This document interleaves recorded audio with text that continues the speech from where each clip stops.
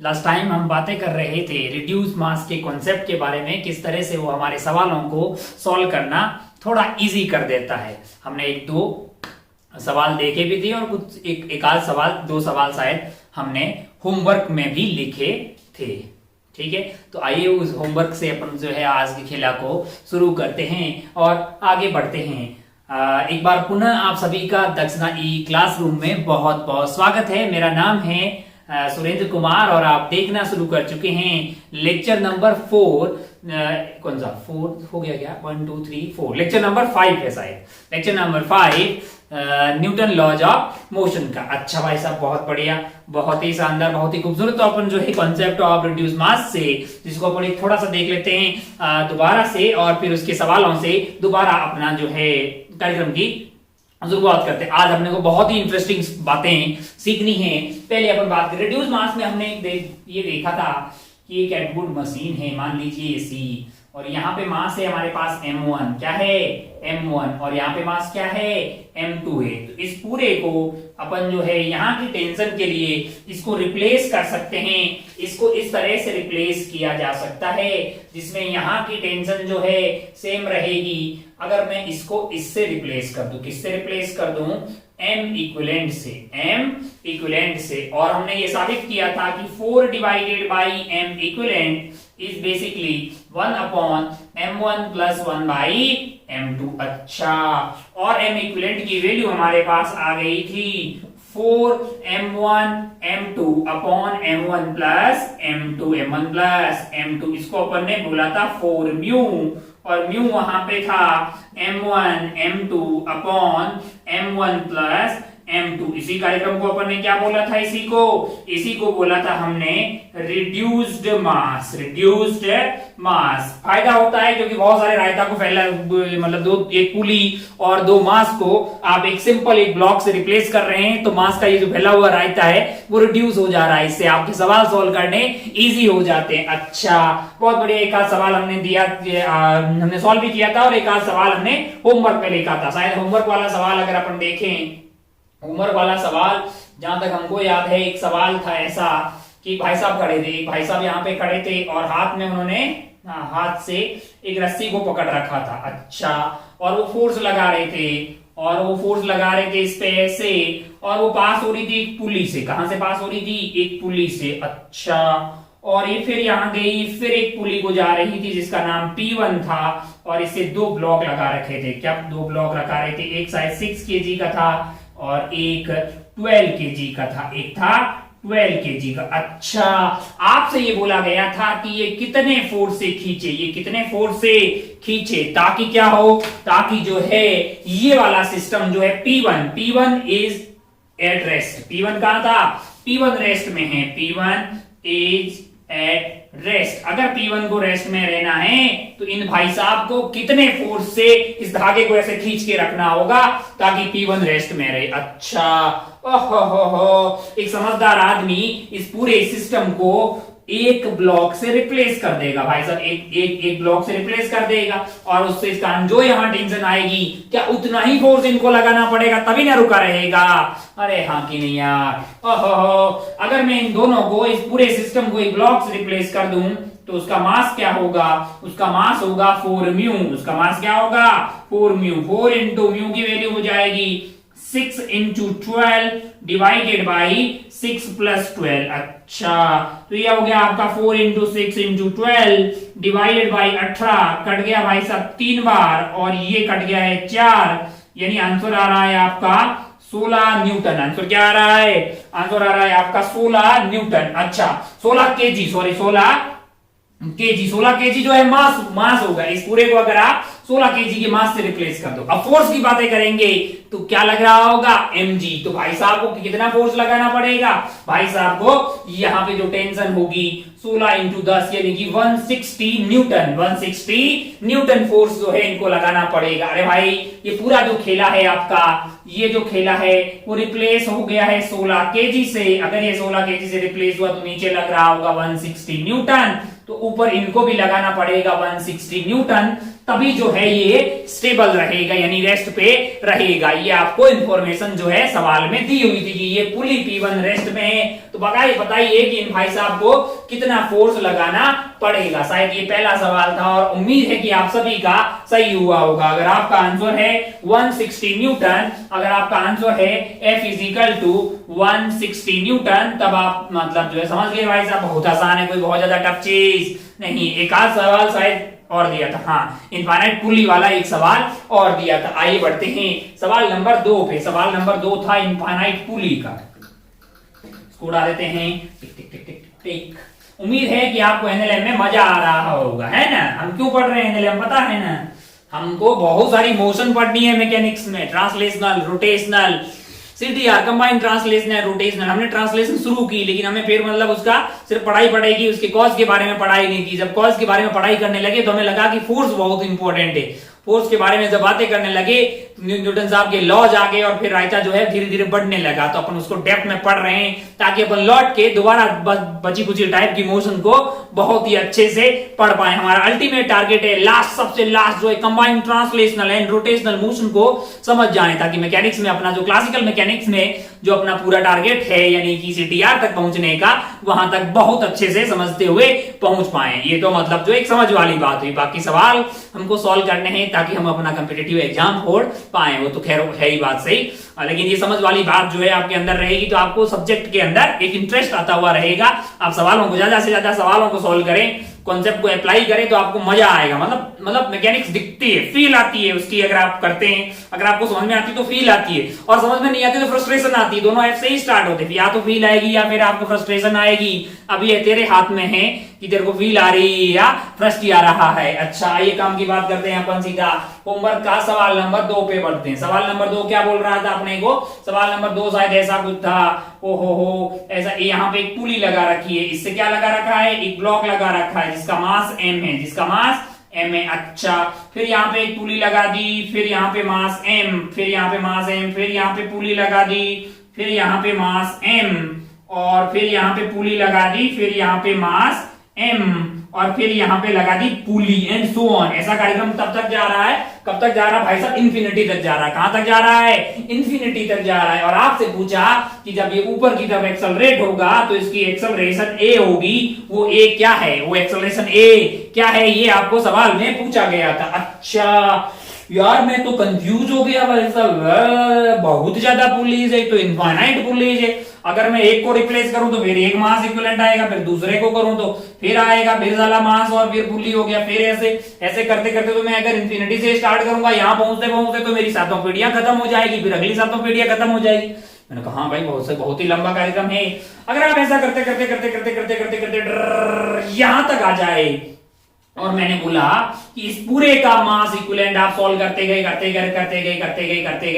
इस पूरे सिस्टम का अगर मास इक्विवेलेंट x आ गया, क्या आ गया है? x kg। आप सॉल्व करते गए भाई साहब, है कि नहीं यार? 2 मास था, 2 m1 m2 मतलब 4 m1 m2 divided by m1 plus m2। Solve करते करते आप यहां पे पहुंचे और मान लो कि मास आपका हो गया x kg। क्या हो गया है? x kg। तो अब आपने बोला कि भाई साहब ये आपकी पुली हो गई। इधर मैंने है ना सिर्फ एक मास को छोड़ा है, तो इनफाइनाइट टाइप के सिस्टम को सॉल्व किया और यहां मेरा मास आ गया है x kg, और इधर कौन रहा बचा हुआ है? मास m। अगर आप ध्यान से देखें, एक पुली, 2 पुली का सिस्टम, 3 4 नीचे से शुरू किया, सॉल्व करते करते तू यहां तक आया, इनफाइनाइट पुलीज को सॉल्व किया, है कि नहीं? यहां की टेंशन पता कर ली तूने, यहां तक पहुंच गया, उसमें सिर्फ एक मास और ऐड किया तो तेरे को m इक्विवेलेंट मिल जाए, पूरे का इक्विवेलेंट। अब अगर आप ध्यान से देख, ऐसे इनफाइनाइट आइटम को जोड़ते जोड़ते आ रहा है और रिजल्ट आ रहा है x। उसमें अगर तू m जोड़ देगा तो कोई बहुत बड़ा फर्क आने वाला है। क्या मैं ये नहीं बोल सकता कि इससे कोई फर्क नहीं पड़ने वाला है? ये पूरा कार्यक्रम जो है वो इसके बराबर ही होगा। किसके बराबर होगा? ये पूरा कार्यक्रम जो है वो x के बराबर ही होगा। क्यों? क्योंकि यहां तक तुम्हारे पास जो x kg है, यहां तक का सॉल्यूशन आपका x kg आया। अबे उसमें अकेला एक m जोड़ दोगे तो कोई थोड़ी बहुत फर्क पड़ने वाला है। यहाँ का टेंशन पता लग गया है, तो यहाँ का जो टेंशन होगा वही यहाँ का टेंशन होगा, क्योंकि इससे उसका डबल करने से कोई बहुत ज्यादा मतलब अकेले m के ऐड हो जाने से कोई बहुत ज्यादा फर्क पड़ने वाला नहीं है। अच्छा, इस सवाल को एक दो मेथड और से भी बताया जा सकता है, बताएंगे अपन, है ना। पहले यहां समझ लीजिए कि अगर ये x आ गया भाई साहब, तो मतलब मैं यहां तक के पूरे को x मान रहा हूं, इसमें एक और m जोड़ने से रिजल्ट में कोई बहुत ज्यादा परिवर्तन होने वाला नहीं है। ऐसा आपने करंट इलेक्ट्रिसिटी के खूब सारे वो इनफाइनाइट लेडर वाले सवाल हो गए, कैपेसिटर जोड़ रखे हैं इनफाइनाइट लेडर वाले सवाल, जिसमें लेडर बन जाती सीढ़ियां इंफिनिटी टाइप की, उसमें आपने खूब सॉल्व किया होगा कि अगर इसका ये विचारधारा, ये एक तरीका है इस तरह के सवालों को सॉल्व करने का। करंट इलेक्ट्रिसिटी और कैपेसिटर में combination of register and combination of capacitor में ऐसी खूब सारी बातें अपन लगाएंगे। एक्स आ गया। अब आप ध्यान से देखो, अगर इन दोनों का रिजल्टेंट आप लें तो आप बोलेंगे साहब 4xm divided by x plus m होगा, लेकिन इन दोनों का रिजल्टेंट x के लगभग बराबर ही आएगा, क्योंकि x में कंट्रीब्यूशन किया है इनफाइनाइट -1 में, उसमें अगर आपने एक जोड़ दिया तो कोई उसके आंसर में फर्क पड़ने वाला नहीं है। 4xm और x प्लस m, इन दोनों का रिजल्टेंट भी आंसर x ही आएगा। ओहो हो। अब अगर आप ध्यान से देखें तो 4xm is equal to x square plus आ गया है आपका xm प्लस आ गया xm, तो यहां से आ गया है 3xm is equal to x square. और अपन जानते हैं कि x 0 नहीं हो सकता, x 0 नहीं हो सकता। अगर x 0 नहीं हो सकता तो मैं एक x से एक x को काट दिया, मेरे लिए x आ गया है 3m, मेरे लिए x क्या आ गया है 3m। अच्छा भाई साहब, बहुत बढ़िया, बहुत ही शानदार। इसका मतलब अब ये मेरे लिए सवाल क्या हो गया है, सवाल इतना हो गया है कि कितना हो गया, जरा ध्यान से देखें, ये है मेरे लिए 3m, क्या है 3m, और ये क्या है m है। ओहो हो, इसका एक्सेलरेशन है a ऊपर, तो इसका a होगा नीचे। ओहो हो। अब आप ध्यान से बताओ, आप सीधा बता सकते हो, आप गोंचों की तरह ये इक्वेशन लिखिए, 3mg minus t is equal to mass into acceleration, फिर t। अरे भाई वैसे कर लो अपन तो, अरे दो इक्वेशन बना के तो कर ही सकते हो ना यार। इसका फ्री बॉडी डायग्राम बनाओ, नीचे की तरफ क्या है 3mg, ऊपर क्या है, मैंने कहा टेंशन t मान ले भाई, वो तो समान रहेगी दोनों में, कौन बड़ा होगा, मैंने कहा 3mg minus t that is 3m into a। मैंने कहा ओ इक्वेशन a सेम क्यों मान लिया, एक्सेलरेशन अबे सेम होगा ना, एक ही धागा है यार। और इसके लिए तू बोलेगा t माइनस mg, अरे t बड़ा होगा mg इसका नीचे होगा भाई, नेट फोर्स हो गया t minus mg that is mass into acceleration, mass into acceleration हो गया m इनटू a।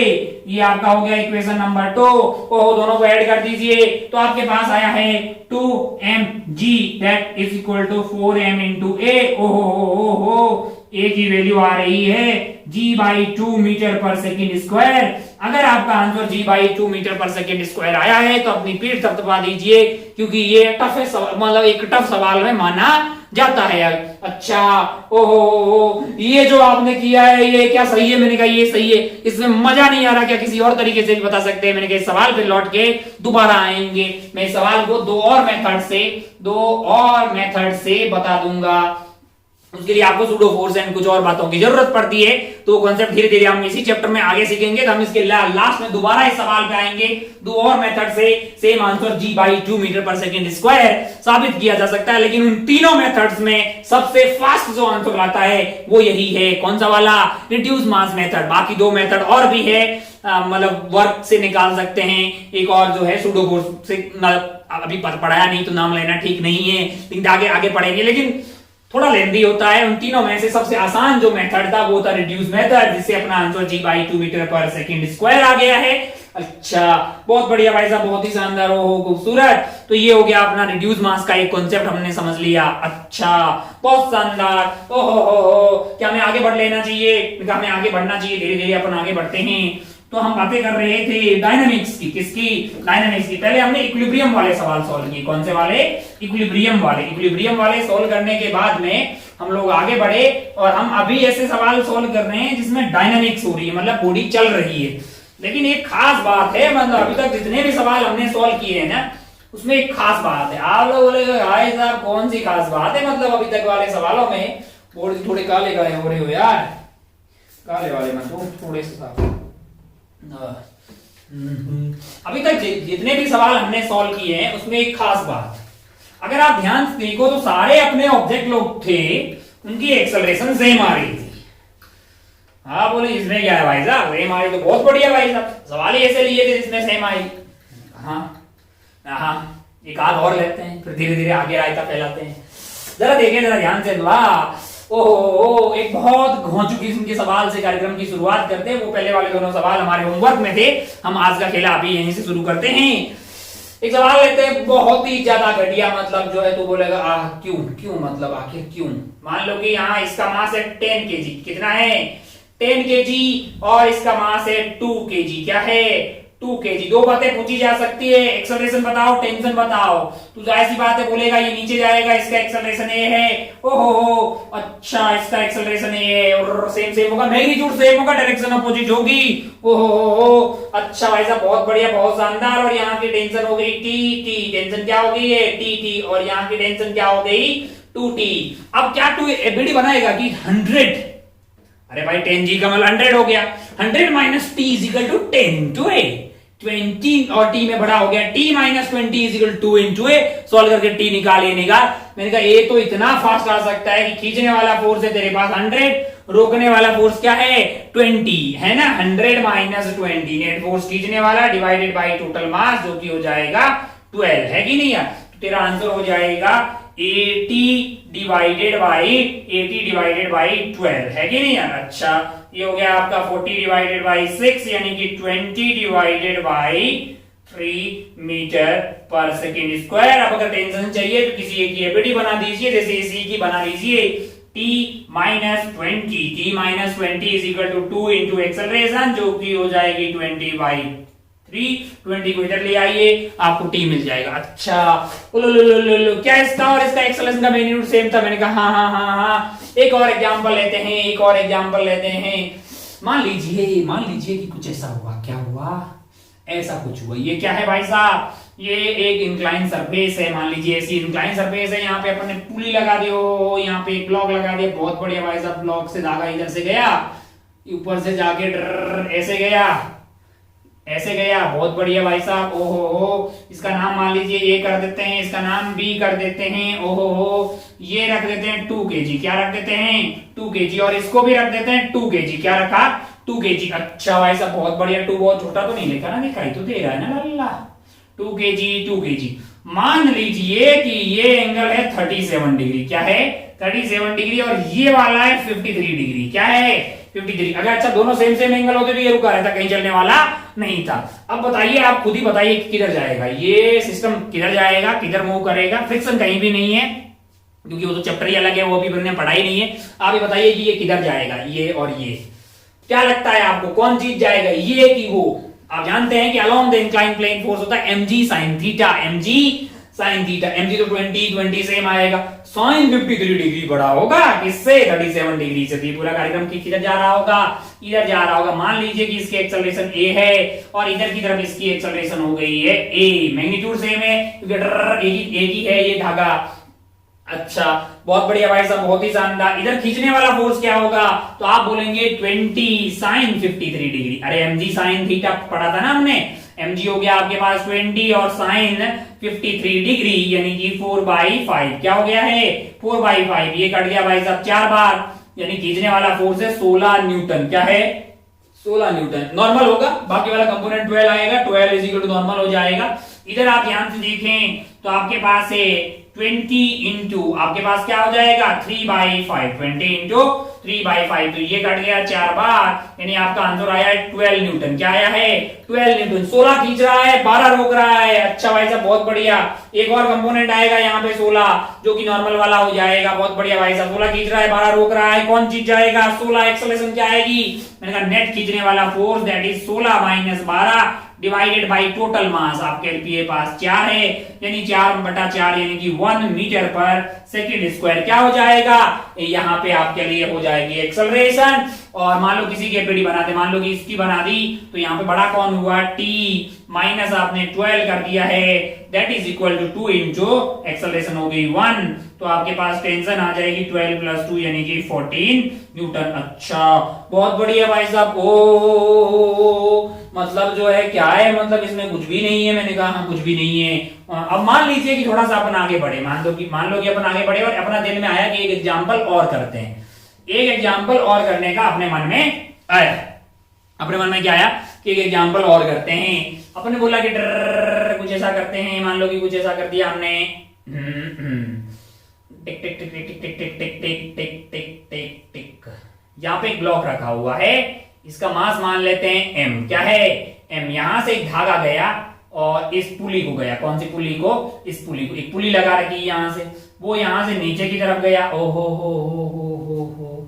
अच्छा, और यहाँ पे एक और पुली लगा रखी, मैंने कहा बहुत बढ़िया, अच्छा, और उससे एक और मास बांध रखा, मैंने कहा बहुत बढ़िया, मास यहाँ पे बांध रखा, मान लो 2m, अच्छा, ये पुली उड़ेगी नहीं, यहाँ पे बांध रखी है, पुली बांध रखी है, यहां तक आ गया, अच्छा, बहुत बढ़िया। फिर मैंने कहा यहाँ पे पुली लगा दो और यहाँ पे दीवार से बांध दो, यहाँ पे दीवार से बांध लिया, यहाँ पे पुली फिक्स है ना, अच्छा, बहुत बढ़िया भाई साहब, बहुत ही शानदार। ओ अब आपसे पूछे कि फाइंड द एक्सेलरेशन ऑफ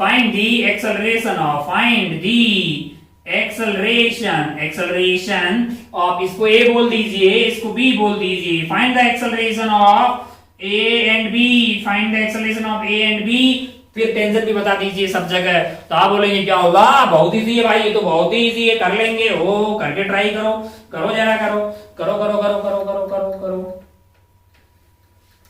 कीजिए।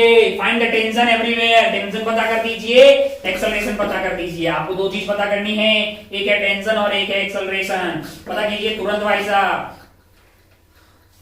अब बोले इसमें बहुत आसान है, इसमें कोई बहुत ज्यादा टफ वाली चीज नहीं है। अगर आप ध्यान से देखें तो आपको लग रहा है कि ये इधर जा रहा होगा, ये इधर जा रहा होगा, अल्लाह। अच्छा, मैं टेंशन मान लो कि टी मान लो इसमें, तो इस पूरे धागे में टेंशन टी रहेगी, इस पूरे धागे में टेंशन टी रहेगी, अच्छा, और यहाँ टी और टी, तो यहाँ क्या हो जाएगा 2t। ये तो बात समझ में आ रही है ना, 2t का लिख रहा हूं भाई, ऐसा इसलिए कि अगर आप इस पुली का एबीडी बनाएंगे, इस पुली का एबीडी बनाएंगे, तो ऊपर खींचने वाला फोर्स है टी, ऊपर खींचने वाला फोर्स है टी, तो इधर 2t होना ही पड़ेगा, क्योंकि पुली पे तो नेट फोर्स 0 है, क्योंकि पुली मासलेस है, पुली कैसी है, मासलेस है। F is equal to ma, अगर m 0 तो F 0 होना चाहिए, मतलब नेट फोर्स 0 होना चाहिए, मतलब अगर उधर 2t है तो इधर क्या लग रहा होगा 2t। ओहो, अच्छा, बहुत बढ़िया। अगर यहाँ पे t होता तो यहाँ पे t/2 हो जाता, बहुत ही शानदार। अच्छा, ये तो बात समझ में आ गई, लेकिन हमको एक बात समझ में नहीं आ रही, यहाँ पे धागे 2 है यार, यहाँ पे कितने धागे, मैंने कहा 1 है, और यहाँ पे मैंने कहा 2 है। पिछले सारे सवालों में धागा या मास्टर एक ही रख रहा था, कितना रख रहा था, एक ही रख रहा था। अच्छा, उसमें और इसमें डिफरेंस क्या आ रहा है, जैसे अपन पिछले वाले सवाल को देखें, जो हमने ये वाला सवाल देखा, यहां वाले में अगर मान लीजिए इस वाले सवाल और इस वाले सवाल में देखते हैं, इसको ए बोल दिया मैंने, इसको बी बोल दिया, मान लो कि ये 1 मीटर नीचे जाएगा, तो क्या ये 1 मीटर ऊपर आएगा, मैंने कहा अगर ये 1 मीटर नीचे गया बी वाला इस साइड में, तो ये अलोंग द इंक्लाइन 1 मीटर ऊपर जाएगा, मैंने कहा भाई जाना पड़ेगा।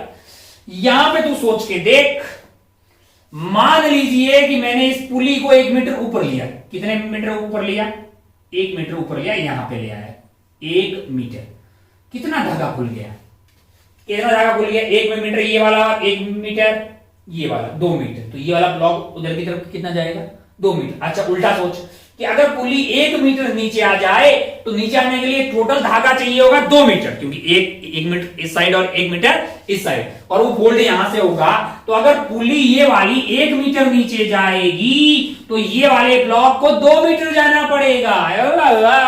अगर मान लो इसकी रफ्तार और इसकी रफ्तार के बारे में कमेंट किया जाए, तो इसकी रफ्तार और इसकी रफ्तार सेम हो ही नहीं सकती, सेम एक्सेलरेशन भी नहीं हो सकती। ओह, अच्छा, डिस्प्लेसमेंट सेम नहीं है टाइम के साथ, मैंने कहा तो rate of change of displacement time के साथ सेम नहीं होगा, मैंने कहा नहीं, तो क्या फिर वेलोसिटी अलग हो जाएगी, मैंने कहा फिर क्या एक्सेलरेशन अलग हो जाएगी, मैंने कहा हाँ, एक्सेलरेशन तो अलग हो जाएगी भाई साहब। लेकिन एक रिश्ता समझिए कि अगर ये 1 मीटर नीचे जाए, तो इसको 2 मीटर आगे आना पड़ेगा, 3 नहीं आ सकता, या आधा नहीं आ सकता।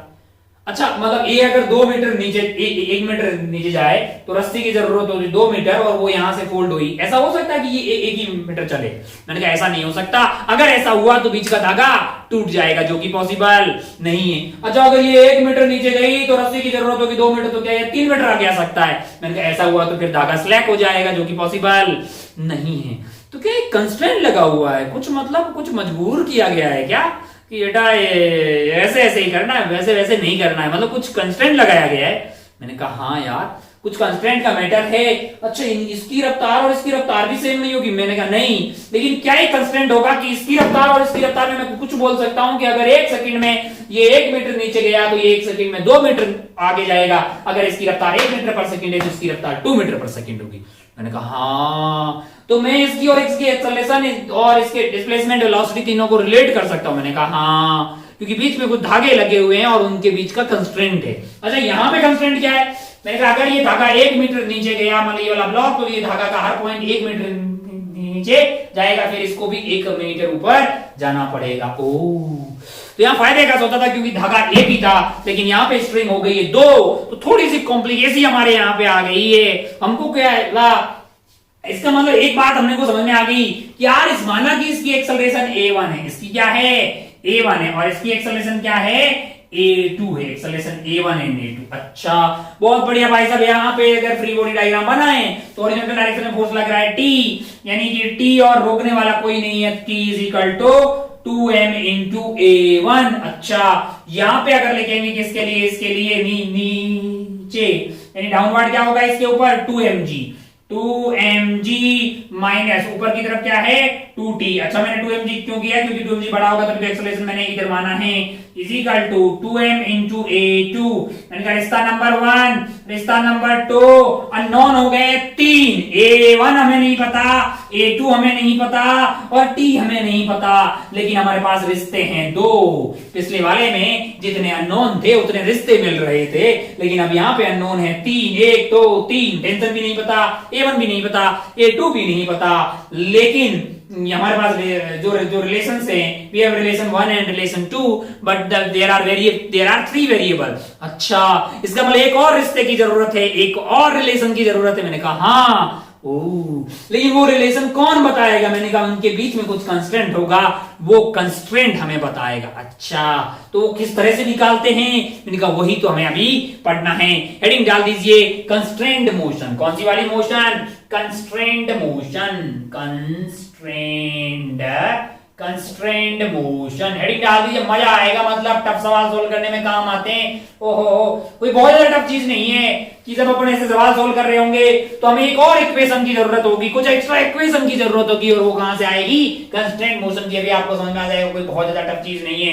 हेडिंग डाल दीजिए आप कंस्ट्रेंट मोशन। नाम से पता लग रहा है कि कुछ मजबूरियां, कुछ रिलेशन जो है वो हम सबको फॉलो करना पड़ता है। हम आजाद परिंदों की तरह बिल्कुल ऐसा नहीं कि समाज के सारे रूल्स तोड़ के आराम से अपनी जिंदगी जी, ऐसा पॉसिबल नहीं है। ठीक वैसे ही हमारे पास इन दोनों ब्लॉक के बीच में भी कुछ रिश्ते हैं, कुछ मतलब जो है कायदे हैं, कुछ रूल्स एंड रेगुलेशन है, कुछ कंस्ट्रेंट है जिनको इनको चलने के दौरान फॉलो करना पड़ेगा।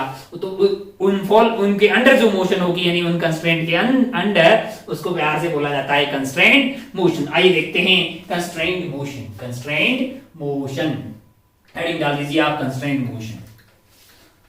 आपको समझ में आ गया कि हम यहां फंस गए तो हमें कुछ और नया सीखने की जरूरत है, क्योंकि हमें एक और इक्वेशन की जरूरत पड़ी, और जो तो हमें नहीं पता कि a1 और a2 में रिश्ता क्या होगा, वो रिश्ता निकालना है, अभी सीख रहे हैं। हेडिंग डाल दीजिए कंस्ट्रेंट मोशन। चलिए, बोर्ड हो गया चकाचक, आगे बढ़ते हैं। हेडिंग आप डाल चुके हैं कंस्ट्रेंट मोशन। क्या है कंस्ट्रेंट मोशन? अच्छा, कुछ मजबूरियों को के अंदर होने वाली ये जो मोशन है उसको कंस्ट्रेंट मोशन बोला गया। अच्छा भाई साहब, कितने टाइप की होती है? मतलब सवाल, मतलब कुछ होता है सवाल टाइप के, उसको अपन थोड़ा अलग अलग क्लासिफाई करके बात करते हैं। ये जो कंस्ट्रेंट मोशन है वो अपने पास 3 तरह के सवाल इसमें मिलेंगे। वन इज स्ट्रिंग कंस्ट्रेंट, जो अभी अपन बात कर रहे थे उसमें स्ट्रिंग की कुछ मजबूरियां थी। स्ट्रिंग की क्या मजबूरियां थी? कि वो टूट नहीं सकती, वो स्लैक नहीं हो सकती, तो उसको अपन बोल रहे हैं स्ट्रिंग कंस्ट्रेंट। कौन सा? String constraint. अच्छा भाई साहब, कुछ अगर पुली और ब्लॉक लगे होंगे, हालांकि इसी का एक स्पेशल केस है पुली ब्लॉक। कौन सा वाला? पुली ब्लॉक कंस्ट्रेंट, पुली ब्लॉक कंस्ट्रेंट। अच्छा भाई साहब, बहुत बढ़िया, बहुत शानदार, ये वाला कंस्ट्रेंट हो गया। सेकेंड वाले थर्ड की बात करें, थर्ड में अपन बातें करेंगे वेज ब्लॉक की। किसकी? वेज और ब्लॉक है, वेज भी है वहां पे और ब्लॉक है। तो वेज ब्लॉक कंस्ट्रेंट के बारे में अपन बातें करेंगे। अच्छा भाई साहब, बहुत बढ़िया, बहुत शानदार। अभी अपन शुरुआत किससे कर रहे हैं, यानी अपन पहले नंबर पे जो बातें करने वाले हैं वो है स्ट्रिंग कंस्ट्रेंट। कौन सा वाला है, स्ट्रिंग कंस्ट्रेंट। पुली ब्लॉक कंस्ट्रेंट इसी का एक स्पेशल केस है और वेज ब्लॉक अलग चीज है, तो अपन वो नेक्स्ट वाली क्लास में ही वो बातें कर पाएंगे। अभी अपन शुरुआत करते हैं स्ट्रिंग कंस्ट्रेंट से। कहां से, स्ट्रिंग कंस्ट्रेंट से। अच्छा भाई साहब, बहुत बढ़िया, बहुत शानदार। क्या है ये कंस्ट्रेंट, इसको मतलब बहुत कोई टफ चीज नहीं है, कोई टफ चीज नहीं है, देख रहा बहुत आसान है। तो ध्यान दे कि ये धरातल है, क्या है, ये धरातल है।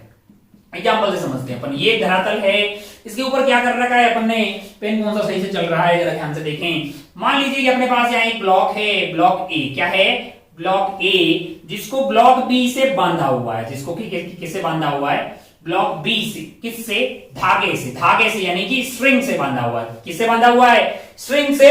और इसकी रफ्तार मैंने दे दी 2 मीटर पर सेकेंड। तुमसे पूछा वेलोसिटी या speed of the block B बताइए, तुरंत बताइए। अगर ये इधर 2 मीटर पर सेकेंड ये रफ्तार से जा रहा है तो बताइए ये कितनी रफ्तार से जा रहा होगा। तू बोलेगा डर, ये भी इधर जा रहा है 2 मीटर पर सेकेंड, ये भी इधर जा रहा है किससे, 2 मीटर पर सेकेंड से। अच्छा, तूने क्यों बोला, तूने इसलिए बोला कि इसका हर एक पॉइंट इधर की तरफ जा रहा है 2 मीटर पर सेकेंड से, तो इस धागे का हर एक पॉइंट 2 मीटर पर सेकेंड से जा रहा होगा, तो इस ब्लॉक का हर एक पॉइंट 2 मीटर पर सेकेंड से जा रहा होगा। अगर मैं इस धागे को जूम करके बनाएं, इस धागे को अगर आप ध्यान से देखें तो इस धागे पे मैं कोई 2 पॉइंट ले रहा हूं, इसको P बोल रहा हूं, इसको Q बोल रहा हूं। क्या अलोंग द धागा इस पॉइंट P और Q की रफ्तार मान ला VP है और इसकी VQ है, इसकी क्या है, VP है और इसकी क्या है, VQ है। कौन सी वाली रफ्तार, स्पीड जो अलोंग द धागा हो। अगर VQ और VP, अगर VQ बड़ा हो VP से, अगर VQ बड़ा हो VP से। अच्छा, कोई धागा भी नहीं है अपने पास। अच्छा देखिए जरा, हमारे पास धागे की कोई कमी नहीं है, हमारे पास धागा है, यहाँ पे धागा जुगाड़ लेते हैं।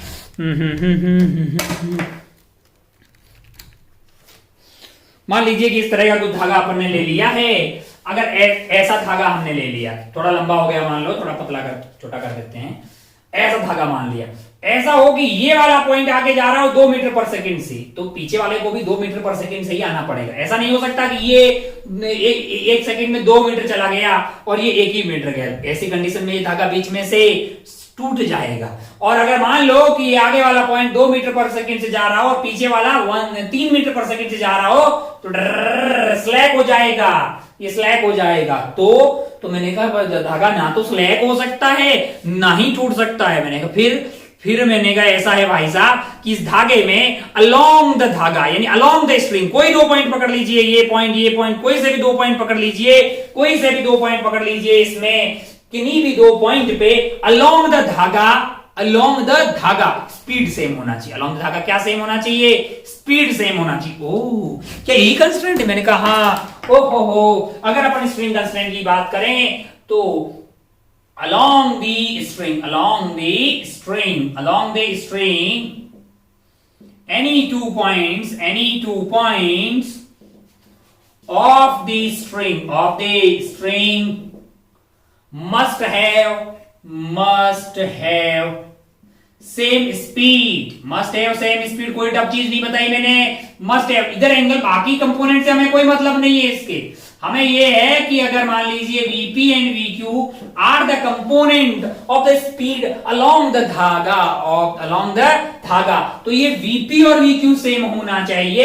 ये अच्छा ये स्ट्रिंग भी हो सकती है। ये आइटम क्या है, ये आइटम स्ट्रिंग है, या फिर ये रॉड भी हो सकता है। क्या हो सकता है, एक रॉड है। रॉड के लिए अगर बात करें तो ये पॉइंट की इधर रफ्तार जो होगी वो हर पॉइंट की होगी, हर पॉइंट की अलोंग द धागा जो है, अलोंग द रॉड जो है वो रफ्तार सेम होना चाहिए। अच्छा, बहुत बढ़िया भाई साहब, बहुत ही शानदार, मतलब बहुत ज्यादा आसान है। अब जरा ध्यान से देखे, कोई तुमसे पूछे कि अल्लाह ऐसा कुछ हो गया है, क्या हो गया है, ऐसा हो गया कि यहाँ पे एक ब्लॉक है, यहाँ पे एक ब्लॉक A है और यहाँ पे एक ब्लॉक B है, यहाँ पे एक ब्लॉक B है। ये इधर जा रहा है, ये इधर जा रहा है मान लीजिए 10 मीटर पर सेकंड से। कैसे जा रहा है, 10 मीटर पर सेकंड से। बताइए कि इसकी रफ्तार क्या होगी। ओहो, ये धरातल पे ऐसे रखे हुए हैं, तुरंत दौड़ के बता देगा ना कि इसकी क्या होगी, 10 मीटर पर सेकंड इसकी खुद की इधर ही होगी। क्यों, क्योंकि इस ब्लॉक का हर एक पॉइंट 10 से जा रहा है, फिर धागे का हर पॉइंट 10 से आगे जा रहा है, फिर इसे बंधा हुआ हर पॉइंट B का भी 10 से ही आगे जा रहा है कि नहीं यार। अगर ये 10 से कम हुआ तो फिर बीच में धागा टूट जाएगा, और 10 से ज्यादा होगा तो ये स्लैप हो जाएगा धागा, जो कि पॉसिबल नहीं है। अच्छा भाई साहब, बहुत बढ़िया, बहुत शानदार। एग्जांपल 1, एग्जांपल नंबर 2 एकदम आथू। एग्जांपल नंबर 3 लेते हैं अपने को, क्या है।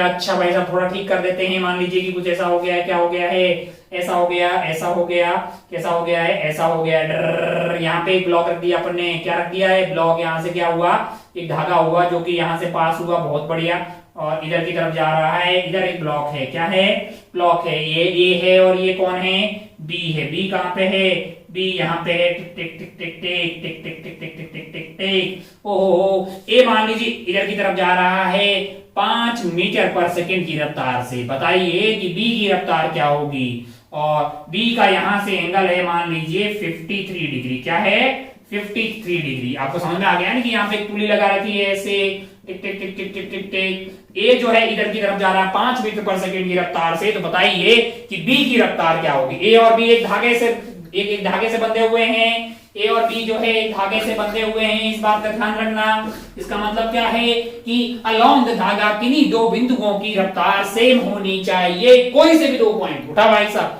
अगर ये 5 से जा रहा है टिक टिक टिक टिक, तो हर पॉइंट 5 से 5 मीटर पर सेकंड से ऐसे जा रहा है। लेकिन बी रियलिटी में ऊपर जा रहा होगा कि आगे जा रहा होगा। बी की रफ्तार किधर होगी, बी की रफ्तार होगी इधर। जिधर ओरिजिनल रफ्तार है वो रफ्तार मान लो, और बी और ये धागा जो है ऊपर की तरफ कैसे जा रहा है, तो बोलेगा 5 मीटर पर सेकंड से। कैसे जा रहा है, 5 मीटर पर सेकंड से। एक बात समझ आइए कि अगर रियलिटी में ये बी उधर जा रहा है तो बी का उधर वाला कंपोनेंट यानी कि VB cos 53 degree, VB cos 53 degree must be equal to 5 metre per second, वरना यहां से टूट जाएगा धागा। अगर VB cos 53 degree 5 metre per second के बराबर नहीं हुआ तो फिर ये पॉसिबल नहीं है कि धागा इसके साथ रहे। ब्लॉक आगे जाएगा, ब्लॉक आगे चलता रहेगा, धीरे धीरे धीरे धीरे धीरे धीरे धीरे धीरे धीरे ये ऐसा होता जाएगा। फिर एक टाइम ऐसा होगा, फिर अगर मान लीजिए कि और ज्यादा खींचोगे तो ये ऊपर उठ जाएगा। लेकिन इस पर्टिकुलर इंस्टेंट पे इसकी रफ्तार हॉरिजॉन्टल होगी, उसको मैंने वीबी मान लिया। तो जो ओरिजिनल रफ्तार है उसको मान लीजिए, उसका कंपोनेंट अलोंग द धागा, उसका कंपोनेंट अलोंग द धागा यानी अलोंग द स्ट्रिंग क्या होना चाहिए, सेम होना चाहिए। अच्छा कुछ 5 ऐसा क्यों नहीं लिखा मास्टर ने, 5 cos 53 degree, 5 cos 53 degree is equal to VB, वैसा क्यों नहीं लिखा मैंने। वो कंस्ट्रेंट थोड़ी है, कंस्ट्रेंट तो ये है भाई साहब कि वीबी का कोस 53 डिग्री वाला कंपोनेंट यानी धागे के अलोंग वाला, परपेंडिकुलर वाले से हमें कोई मतलब नहीं है। वीबी कोस 53 डिग्री ये वाला component that must be equal to 5, क्योंकि इसका हर एक पॉइंट इधर 5 से जा रहा, टिक टिक टिक टिक टिक टिक टिक टिक ऐसा चल रहा है भाई साहब। तो वीबी कोस 53 डिग्री ये वाला कंपोनेंट भी आपका जो है 5 होना चाहिए, तभी ये पॉसिबल है। आप समझ गए, वीबी कोस 53 डिग्री। तो वेलोसिटी ऑफ बी यानी speed of B into cos 53 degree तेरे पास हो गया 3/5 दैट इज इक्वल टू 5। तो वीबी की वैल्यू आ गई है आपके लिए 25 डिवाइडेड बाय 3 मीटर पर सेकेंड। ठीक है भाई साहब, बहुत बढ़िया। किधर, इधर की तरफ। अच्छा बहुत बढ़िया, बहुत शानदार। हो एक आध और एग्जांपल लेते हैं, इधर को समझ में आ गया यार। किन्हीं दो बिंदुओं की स्पीड अलोंग द धागा सेम होनी चाहिए। अच्छा बहुत बढ़िया भाई साहब, बहुत ही शानदार। हो एक और एग्जांपल लेते हैं। मान लीजिए कि ऐसा कुछ है, क्या है, ऐसा कुछ है, एक रॉड है यहाँ पे, ऐसी रॉड है, ओहो यहाँ पे ऐसी रॉड है, मान लीजिए यहाँ पे बांधी रखी है। यहाँ पे एक रिंग है, यहाँ पे एक रिंग है, रिंग में कुछ मास होगा, रिंग को मैंने ये बोल दिया। उससे क्या हुआ कि उससे एक धागा कनेक्ट है, धागा एक पुली से पास हो रहा है, और यहाँ एक ब्लॉक है, मान लीजिए ब्लॉक का नाम ए है। ब्लॉक की रफ्तार है इधर मान लीजिए 2 मीटर पर सेकंड। क्या है, 2 मीटर पर सेकंड। मान लीजिए कि ये वाला एंगल 37 डिग्री है, और ये इधर की तरफ जा रही होगी रिंग, आपको पता है।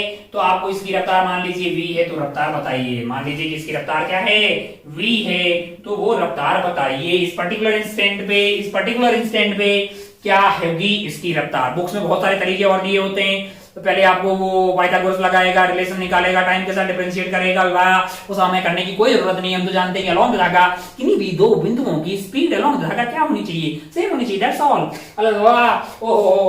हम जानते हैं कि हमारे जो ब्लॉक वगैरह जिधर ओरिजिनल जा रहे हो उधर उसकी रफ्तार मान लो, फिर उसका कंपोनेंट अलोंग धागा कर लो। तो अगर आप ध्यान से देखें तो आपको बोला है इसकी रफ्तार, आप जानते हैं कि ये अगर 2 से जा रहा है तो अलोंग धागा 2 धागा का हर पॉइंट 2 से जा रहा होगा, तो तभी तो ये 2 से जा रहा होगा यार। अच्छा, इसका मतलब इस v का इधर वाला कंपोनेंट कितना होना चाहिए? मैंने कहा 2 होना चाहिए भाई, दैट्स ऑल। ये अगर v है तो v का इधर इधर वाला कंपोनेंट यानी कि v cos 37 degree, v cos 37 degree must be equal to 2, यानी कि v cos 37 डिग्री हो गया आपका 4/5 दैट इज इक्वल टू 2।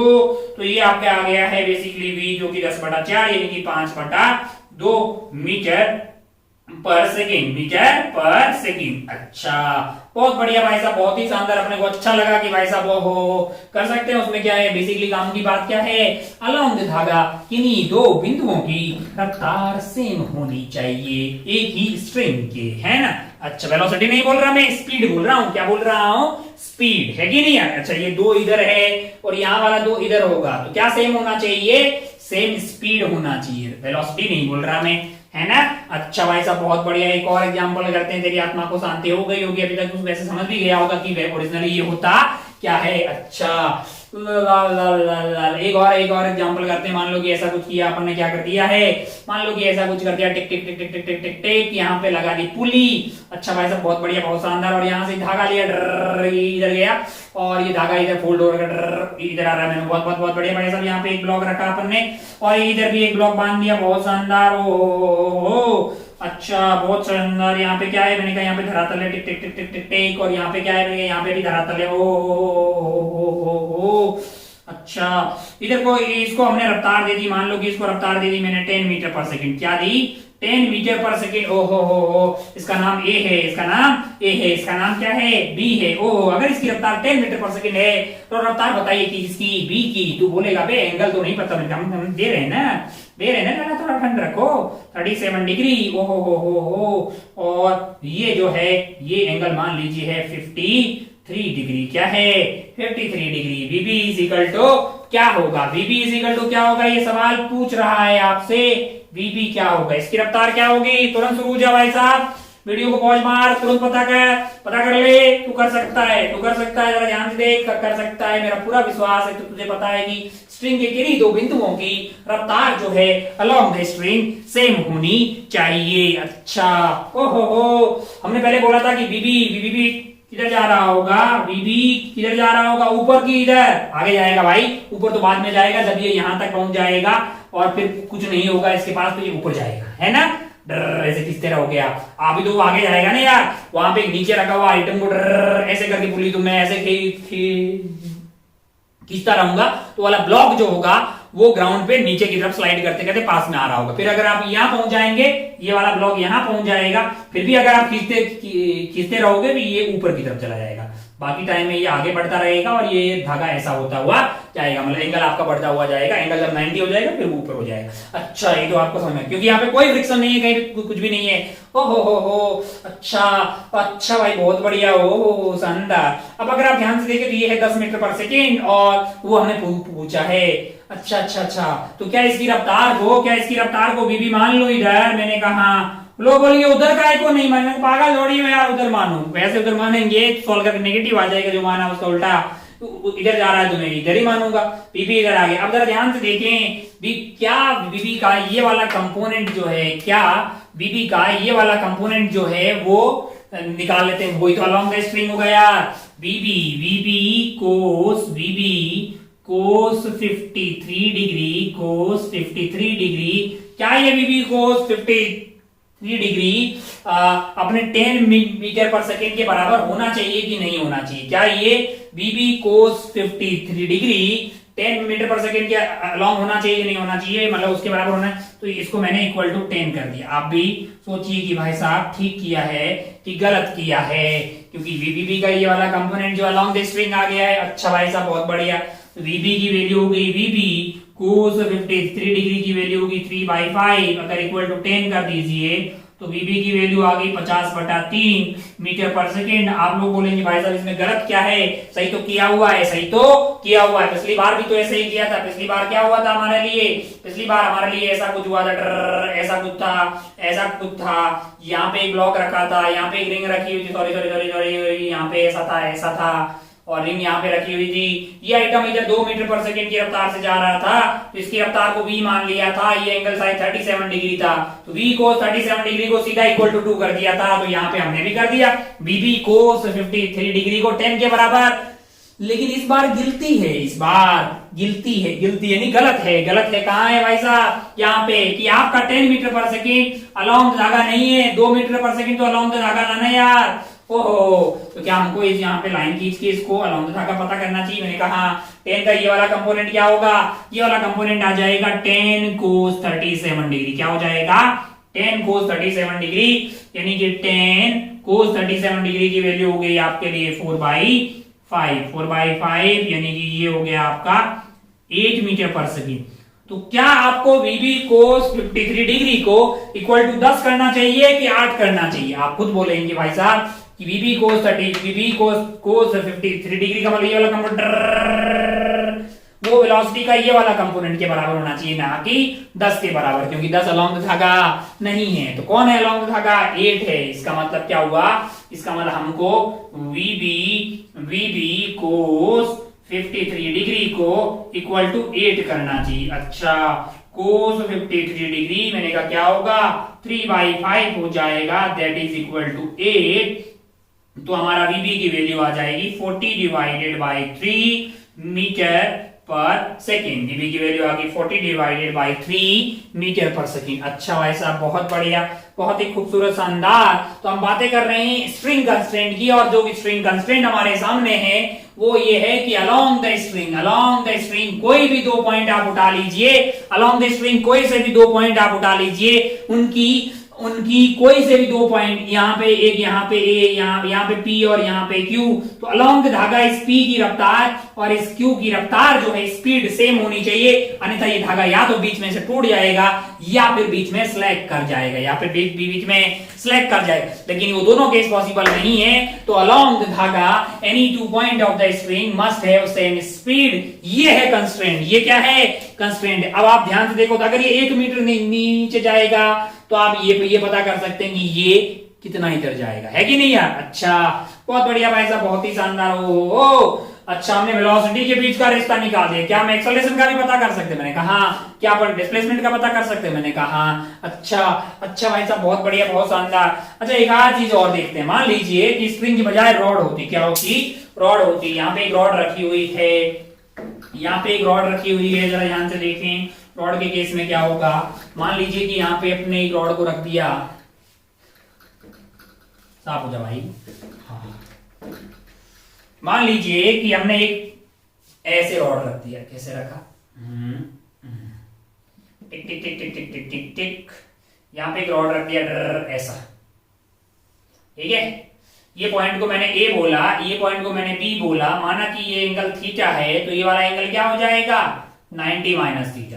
अगर ये पॉइंट इधर की तरफ VA रफ्तार से जा रहा है, कैसे जा रहा है? VA रफ्तार से, और आपसे बोले कि VB बताइए, बी पॉइंट की रफ्तार बताइए, तो आप तुरंत बोलेंगे भाई साहब कि पॉइंट बी नीचे की तरफ रफ्तार होगी उसकी। और क्या सेम होना चाहिए?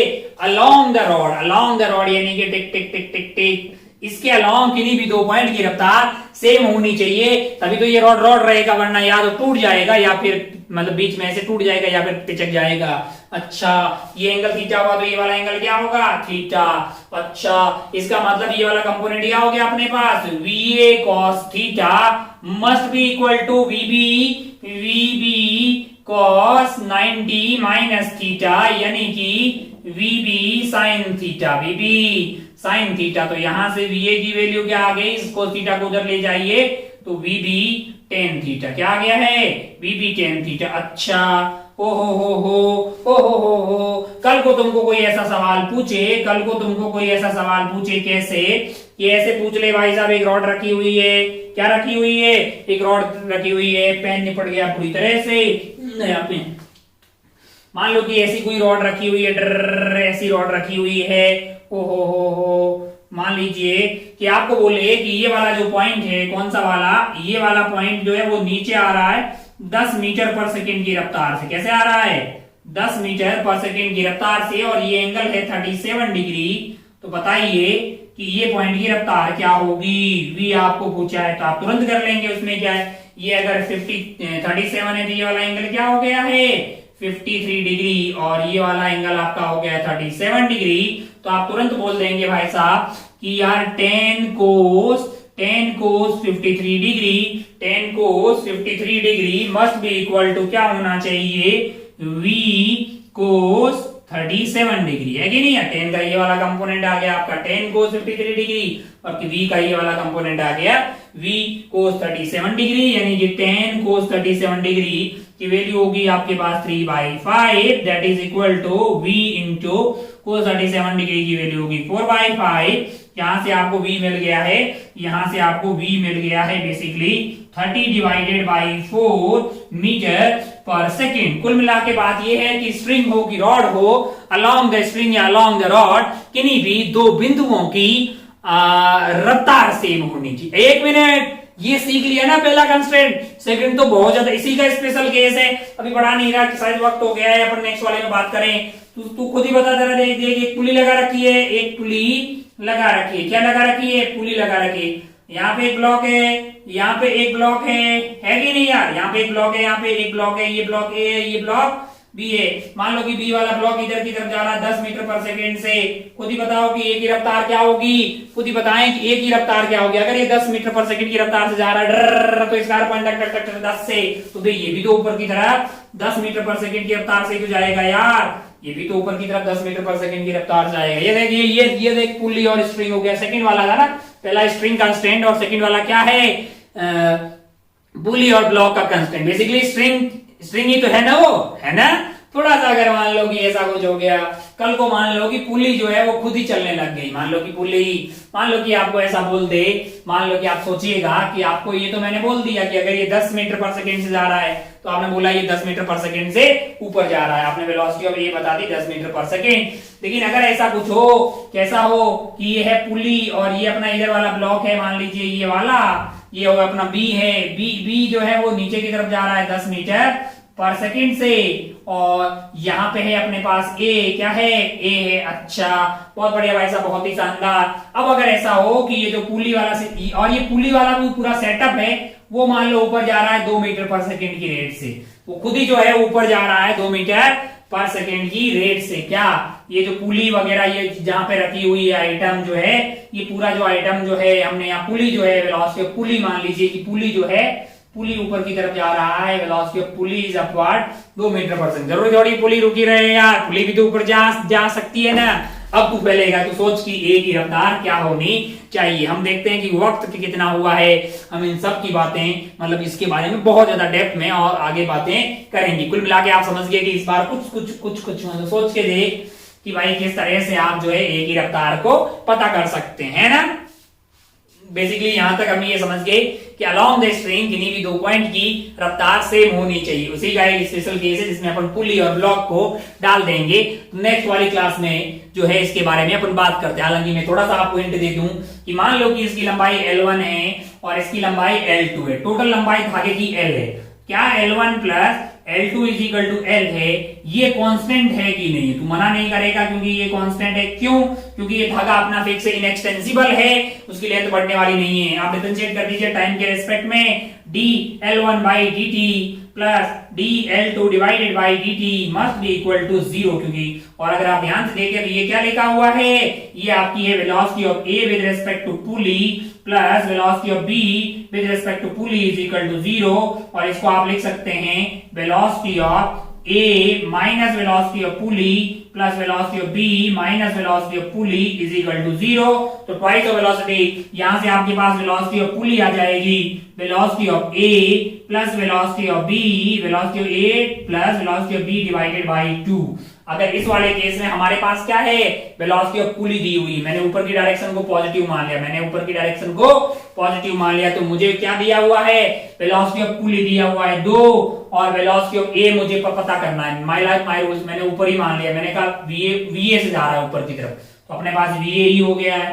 वेलोसिटी ऑफ B जो है वो 10 मीटर पर सेकेंड डाउनवर्ड है, तो उसको मैं जो है प्लस का -10 कर दे रहा हूं, है ना। ऊपर को मैंने पॉजिटिव माना है, डिवाइडेड बाई 2 तो आपके पास 2 into 2 आ गया 4 और -10 उधर से VA की वैल्यू आ रही है यहां से VA की वैल्यू आ रही 14 मीटर पर सेकेंड और ये पॉजिटिव आ रही है, मतलब ऊपर की तरफ ही होगा क्योंकि ऊपर को अपन ने क्या माना है, पॉजिटिव है। इसका मतलब ये ऊपर की तरफ जा रहा है 14 मीटर पर सेकेंड से। कैसे जा रहा है, 14 मीटर पर सेकेंड से ग्राउंड के रेस्पेक्ट में। अच्छा अच्छा अच्छा अच्छा अच्छा अच्छा अच्छा अच्छा अच्छा अच्छा, एक छोटी सी बात यहाँ पे आपने की। 1 मिनट, ये पूरा खेल अपन नेक्स्ट वाला यहीं से शुरू करने वाले हैं। जस्ट मैं आपको हिंट दे रहा हूँ। मान लीजिए कि आप चीटा बन के यहाँ बैठ जाएं, क्या बन के, चीटी बन के यहाँ बैठ जाए, तो आपको क्या लगेगा, आप रुके हुए हैं, रिलेटिव, मतलब कुल मिला के मास्टर आपको बोल रहा है थोड़ा सा रिलेटिव रिवाइज करके आए हैं, इसीलिए एक बात बता रहा हूँ। आप चीटा बन के यहाँ बैठ गए, डर यहाँ बैठ गए भाई साहब, रिलेटिव पढ़ा है ना काइनेमेटिक्स में, रिलेटिव मोशन वो पढ़ के आना है ताकि नेक्स्ट वाली क्लास में तेरे को कोई दिक्कत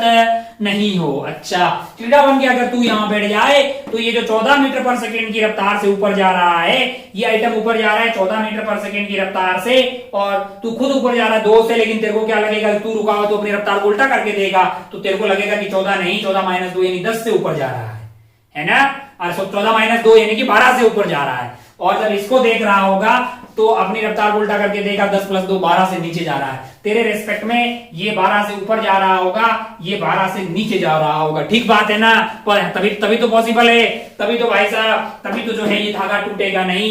अगर आप चीटा पे बन के यहाँ पे बैठ के देखो तो ये 12 से ऊपर जा रहा है, ये 12 से नीचे जा रहा है, कभी तो ऐसा हो सकता है कि धागा नहीं टूटे। ये क्यों बता रहा मास्टर ने, थोड़ा सा इसमें खूब सवाल करेंगे, खूब वैरायटी, खूब बहुत ज्यादा डेप्थ में पढ़ने वाले अपन पुली ब्लॉक, पुली और ब्लॉक का ये कॉम्बिनेशन पे बहुत सारी पुलियां, बहुत सारे ब्लॉक लगाएंगे, खूब सारे सवाल सॉल्व करेंगे, लेकिन आप थोड़ा सा रिलेटिव मोशन देख के आए। हालांकि बहुत आसान सी बात है, जिस आइटम पे बैठ जाते हैं उसकी रफ्तार को उल्टा करके, उसकी एक्सेलरेशन को या रफ्तार को जो भी आपको निकालना होता है ना, उसको उल्टा करके दूसरे वाले को पकड़ा देते हैं। रिलेटिव मोशन को एक बार देख के आए ताकि अपन जो नेक्स्ट वाली क्लास में बिल्कुल, ये अगर यहाँ से शुरू करेंगे ये समझ में नहीं आया तो कोई बात नहीं, आप रिलेटिव देख के आना। स्ट्रिंग कंस्ट्रेंट के बारे में बातें कर चुके हैं, कहां इसका यूज होगा स्ट्रिंग कंस्ट्रेंट का, सवालों पे अपन दोबारा लौटेंगे। फिर अपन जो नेक्स्ट वाला जो है उसकी शुरुआत करेंगे पुली ब्लॉक से, पुली ब्लॉक कंस्ट्रेंट से, पुली ब्लॉक कंस्ट्रेंट से, और पुली ब्लॉक कंस्ट्रेंट के बारे में पढ़ने के बाद में अपन खूब सारे सवाल सॉल्व करेंगे। फिर अपन तीसरा टाइप का कंस्ट्रेंट की बात करेंगे, वेज ब्लॉक कंस्ट्रेंट, और फिर उसके भी खूब सारे सवाल धीरे धीरे इस तरह से जो है अपन आगे बढ़ते रहेंगे। अभी अपने खूब सारी बातें जो न्यूटन लॉज ऑफ मोशन में करनी बाकी है। उम्मीद है कि आपको अच्छा लग रहा होगा, आपको फील आ रही होगी, आपको ऐसा लग रहा होगा कि हाँ चीजें मतलब जो अच्छी है, मतलब इनको समझाया जाएगा तो बहुत ज्यादा पढ़ने वाली बातें नहीं है। पढ़ने वाली इन द सेंस कि आपको कुछ याद नहीं करना है, आपको कोई कलर याद नहीं करना है, आपको कोई साइंटिस्ट का नाम याद नहीं करना है, कोई बहुत ज्यादा फॉर्मूले याद नहीं करने, कोई प्रॉपर्टीज याद नहीं करनी है, कोई आपको एक कलर, कोई आपको ट्रेंड सीरीज, ये कलर वो कलर, ये इंक्रीजिंग ये डिक्रीजिंग, ऐसी कोई बातें नहीं। बुद्धि लगा अबे कितनी तो बातें हैं, बेसिकल टू एम है ना, बेसिकल डीपी बाई डी है कि नहीं यार। First law, second law, third law, free body diagram बना, टेंशन नॉर्मल और स्ट्रिंग फोर्स, इतनी तो पढ़े हैं, बाकी तो मतलब लॉजिकल बातें। तो बिल्कुल दिमाग पे मतलब जो है एकदम से लोग इसको समझने का, और समझने से ही सिर्फ खेला खत्म नहीं होता, उसके बाद जो होमवर्क है उसको करने का, मतलब ईमानदारी से होमवर्क करने का। सबसे ज्यादा आईआईटी जेईई की प्रिपरेशन में अगर कोई आपका हेल्पफुल है, कोई आपको स्ट्रांग बना सकता है, वो है आपका होमवर्क। जब आपसे खुद से सवाल होने लगेंगे तो आपके अंदर एक कॉन्फिडेंस आता है। बस वो कॉन्फिडेंस ही एक इंसान को चाहिए होता है किसी भी चीज को क्रैक करने का, कोई भी काम को सफल करने का। चलिए भाई साहब, खूब सारा जो है आज का कार्यक्रम हो गया है। हम आज के जो है अपने लेक्चर को फिर यहीं पे समाप्त डिक्लेयर करते हैं। उम्मीद है कि आपको अच्छा लग रहा होगा, क्योंकि अभी सामने कैमरा ही है तो मुझे नहीं पता लग रहा है कि कैसा लग रहा है, लेकिन पूरा विश्वास है कि जब भी अपन मिलेंगे तो आपको अच्छा लगेगा, इस बात का आपको गारंटी दी जाती है। आज की खेल को फिर फाइनली यहाँ पे खत्म करते हैं। जय हिंद, जय भारत, टेक केयर, बाय। आप अपना और अपनी पढ़ाई का बहुत बहुत ध्यान रखिएगा, अपने स्वास्थ्य का भी खास करके। Take care, bye.